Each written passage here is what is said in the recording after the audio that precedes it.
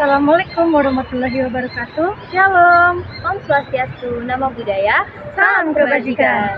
Kami dari kelompok 3 akan menjelaskan materi kami tentang pedoman penggunaan bahasa Indonesia, dan saya Wiwin Hidayanti dengan NIM 1123 111143. Saya Yosnia Syanturi dengan NIM 1233 1151. Saya Yol Amelia Saragi dengan NIM 1233 111133. Pengen tahu materi kami bagaimana? Ayo, mari simak yuk materinya. Yuk. Baiklah, saya akan menjelaskan pengertian dan pembinaan ejaan bahasa Indonesia.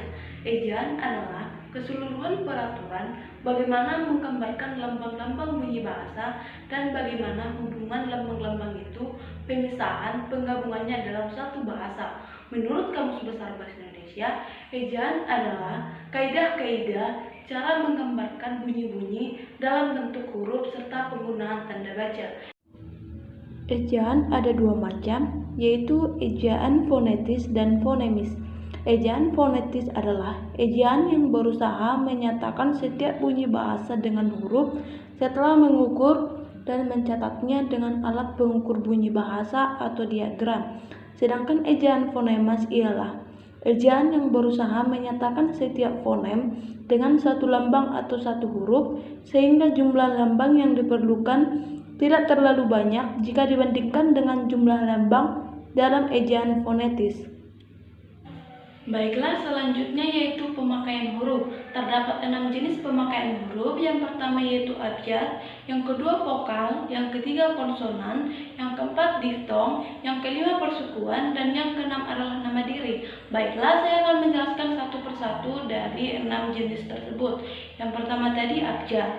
Seperti yang kita ketahui, dalam ejaan bahasa Indonesia ada 26 abjad, dan diantaranya dibagi dalam dua bagian, yaitu huruf vokal dan huruf konsonan. Yang kedua yaitu vokal. Dalam ejaan bahasa Indonesia terdapat 5 huruf vokal. Yang pertama yaitu I, A, E, I, O, dan U. Yang ketiga tadi yaitu konsonan. Konsonan dalam ejaan bahasa Indonesia terdapat 21 huruf, yaitu huruf selain A, E, I, O, dan U atau huruf vokal. Yang keempat adalah diftong. Diftong dalam ejaan bahasa Indonesia terdapat 4 bagian yang dilambangkan dengan gabungan huruf vokal, yaitu I, AU, EI, dan OI. Yang kelima yaitu persukuan. Setiap suku dalam bahasa Indonesia ditandai dengan vokal. Vokal ini dapat diikuti atau didahului oleh konsonan. Yang keenam yaitu nama diri.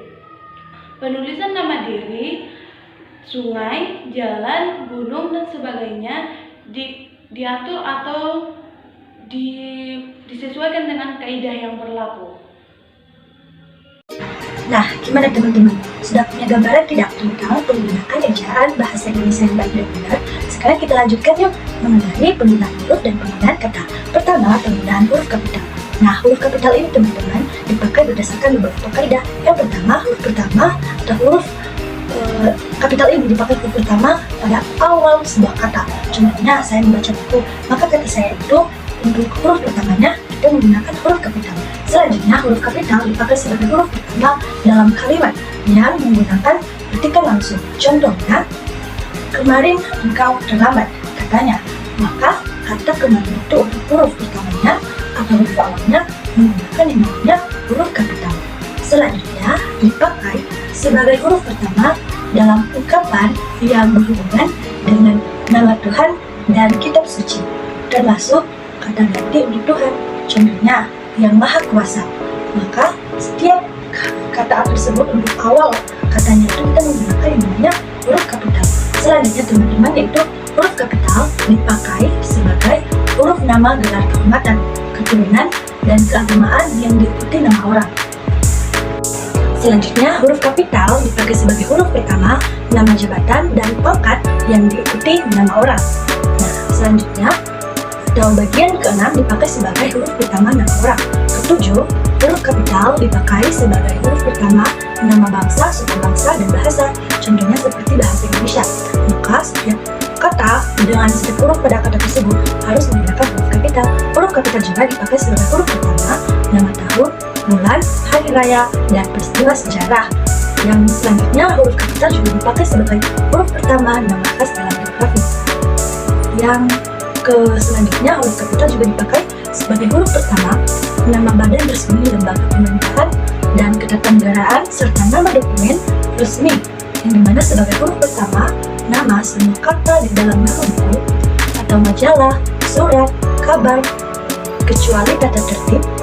Kemudian huruf kapital juga dipakai sebagai huruf pertama kata penunjuk hubungan kekerabatan seperti bapak, ibu, saudara, dan paman, yang diganti sebagai kata sapaan, yang dipakai sebagai kata ganti sapaan. Setelah kita mempelajari yang namanya huruf kapital, sekarang kita pelajari tentang huruf miring. Nah, huruf miring juga dipakai dalam menuliskan nama buku majalah, dan surat kabar yang diketik dalam karangan. Huruf miring dalam cetakan dipakai untuk menegaskan atau mengkhususkan huruf, bagian kata, atau kelompok kata. Selanjutnya, huruf miring juga dalam cetakan dipakai untuk menuliskan kata nama ilmiah atau ungkapan asing, kecuali yang telah disesuaikan ejaannya. Contohnya, seperti majalah Waterflock. Nah, kata asing Waterflock itu harus kita gunakan yang namanya huruf miring. Selanjutnya kita pelajari tentang penggunaan kata. Nah, penggunaan kata ini ada beberapa macam, yaitu kata dasar. Nah, kata dasar ini adalah kata yang dimana merupakan bentuk dasar dalam sebuah kalimat. Selanjutnya, kata imbuhan. Kata imbuhan ini merupakan turunan dari kata dasar. Contohnya, berduri, penetapan, mengembalikan, berkarir. Nah, dalam kata berimbuhan dikenal dengan 3 jenis awalan, sisipan, dan akhir. Setelah kita mempelajari namanya kata dasar dan kata imbuhan, yuk kita pelajari tentang kata ulang. Kata ulang atau reduplikasi merupakan sebuah proses pembentukan kata dalam bahasa Indonesia dengan mengulang bagian dari suku kata atau kata secara keseluruhan. Nah, kata ulang ini juga dibagi oleh beberapa macam. Kayaknya kata ulang penuh atau warna, ada yang lebih dikenal sebagai dwilingga, contohnya anak-anak, ibu-ibu. Nah, selanjutnya itu kata ulang selain atau dwipurwa. Nah, contohnya itu seperti tanaman, leluhur, dan lain sebagainya. Selanjutnya itu kata ulang dwilingga. Nah, kata ulang dwilingga suara ini memiliki kemiripan kata, namun penggunaan suara ini dan contohnya serbait. Nah, selanjutnya kata ulang semu, contohnya agak-agak. Nah, kita pasti bertanya, apa sih bedanya dengan kata dwipurwa, dwilingga? Maka perbedaannya itu yaitu memiliki kesamaan. Yang pertama dulu kesamaan itu memiliki kesamaan dasar, tapi memiliki makna yang berbeda. Selanjutnya yaitu gabungan kata. Gabungan kata yang biasa disebut kata majemuk termasuk istilah khusus, unsur-unsurnya ditulis terpisah. Contoh, berita besar, orang tua, kambing hitam, dan lain sebagainya. Yang kelima, kata gantiku dan kau. Nah, kata gantiku dan kau ini ditulis rangkai dengan kata yang memilikinya. Nah, contohnya seperti buku ini baca.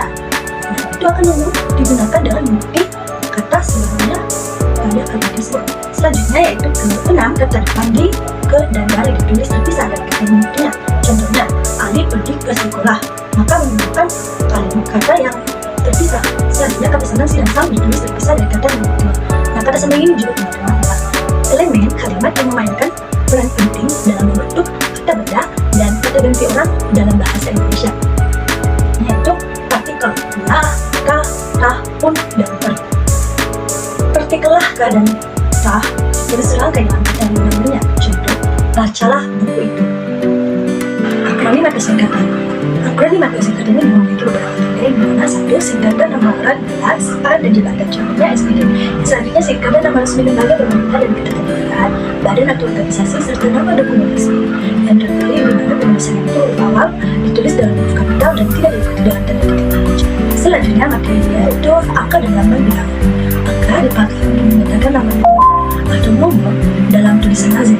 Menggunakan angka Arab dan angka Roman. Nah, angka juga digunakan untuk menyatakan seperti ukuran panjang, berat, isi, satuan waktu, dan nilai uang.